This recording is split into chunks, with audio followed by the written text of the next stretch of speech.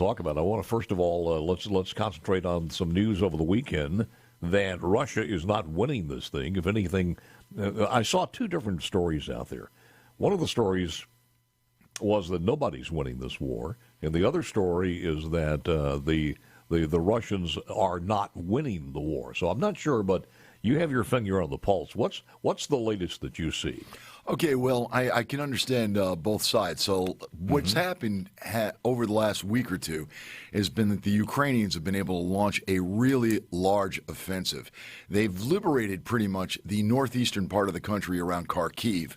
I heard a Ukrainian government spokesman, I believe, say that the area liberated would be functionally about the equivalent of the state of Connecticut's area. And they are... Wow. Yeah. And they are also launching an offensive in the south against the Dnieper River port of Kherson. And the thing that is dangerous for the Russians is that their forces now have to make a hard choice. I don't think that they've got enough to defend both. So which one is the one that you're going to try to work on? Even the Donbass region is not fully under their control. At one time, the Russians controlled about 20% of the country of Ukraine. They are losing lots of territory. And my understanding, Paul, is that the morale in the Russian ranks is absolutely abysmal. Russian forces have been caught trying to leave the country dressed in civilian clothing, and Ukrainian troops found letters that Russian forces left behind describing their situation and saying how awful it is. Well, it's almost like a civil war, in certainly in some regions there, where the nationalities and the loyalty between the Russians and the Ukrainians are a lot more so right along that border area, is my understanding. Yeah, the Russians, when in the old days of the Soviet Union, made sure that in the other republics outside of Russia that made up the Soviet Union, that they would try to plant a footprint, if you will, that they would have Russians move in there. So even if you were to go to like Kazakhstan, you would find a sizable Russian minority there. But because of the close relationship between Ukraine and Russia over the centuries, I think there's a lot more Russians there, particularly in the border regions right up against Russia. But my understanding is that you've got, and this is something that is really going to be bad for the Russians, is that partisan activity has started. And you've got locals, Ukrainians, who live in places like Donbass, who are coordinating, it appears, with Ukrainian special forces in order to conduct operations behind enemy lines to harass Russian forces, to blow up supply depots and stuff like that.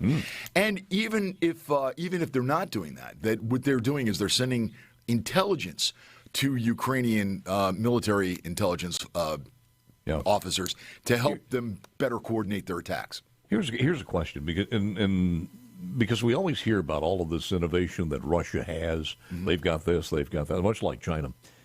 But if they had something new to break out to show that force, it's probably nothing more than the nuclear for that point. They cannot use nuclear in that area, can they? No, I don't think that they can any more than they could also use. The other thing they could possibly use would be poison gas. And they can't use it for several reasons. As one matter, obviously it would solidify world opposition to what's going on there, and it would almost be asking for a Western intervention into the conflict.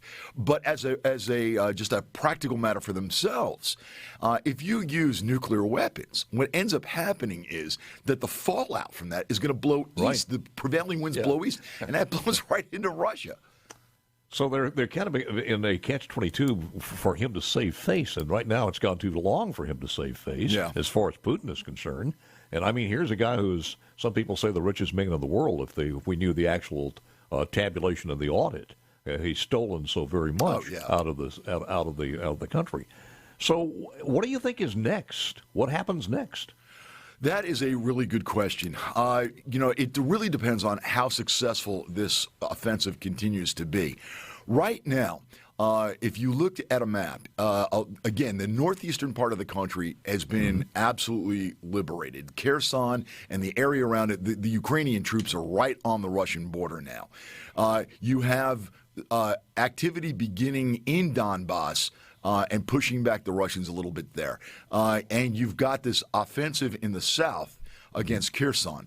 You're right, just going back to something that you were saying a moment ago before I continue on, is that, yes, I mean, the Ukrainians are successful with the offensive, but unfortunately at the moment they cannot land the death blow that would get rid of the Russians once and for all. So you're right in the sense that the Ukrainians are winning the offensive, but they're not winning the overall war just yet. I think what happens to them is much like what happened to us. If you want to continue to be a world power, it really drains you financially, morale, everything else. They're having a hard time replacing their soldiers. What's the status of the nuclear facility in Ukraine? Okay, my understanding is that the facility is under Russian control. It was captured earlier this year. They still have Ukrainian technicians working the place. It was offline for a short time, but they've gotten it back online, as far as I know, and it is providing power. But obviously both sides have shelled in the area. If that thing gets hit and the radiation is released, you could have something that would be worse than Chernobyl, I would think. Have a soundbite in here from former Colonel Douglas McGregor. Your comments on this? People in the intelligence community know that this war is lost. They know the Ukrainians have sacrificed all of their best capabilities, their best forces. They have no means to launch an effective counteroffensive, and they never have launched a major counterattack since this war began. In fact, I would argue that just as the New York Times is insisting that now there was some new counteroffensive in the offing with Ukraine, they've been predicting Ukrainian victory since the 24th of February. It's always been an illusion. It's smoke and mirrors. It doesn't exist. I think there is a real sense of desperation now. And so the people that have brought this disaster to fruition cost us billions of dollars and frankly destroyed Ukraine in the process, and hundreds of thousands of casualties and millions of lives. They are now desperate to somehow or another rescue it. And the only way you can do that in their minds is to lie, frankly, about the true state of affairs on the ground in the country, and hope that you can get more money and more equipment out of President Biden and his friends. Well, just to be honest about it, that cut was about a week old, week and a half old, Right. but just shows you the divergence of views out there. And who can you believe now? Because everybody you get drug up in front of a camera or a microphone has an ulterior motive somewhere, whether they're working for a military installation or for some nonprofit group. So you don't know who to believe anymore. Yeah, It's kind of hard. Mr. McGregor has been somebody that's been advocating for the Ukrainians to surrender almost since the beginning of the conflict. Yes. And has been a bit of an apologist for the Russian government, even though he's an American. Well, you got to wonder, check his 401k and see where he's invested.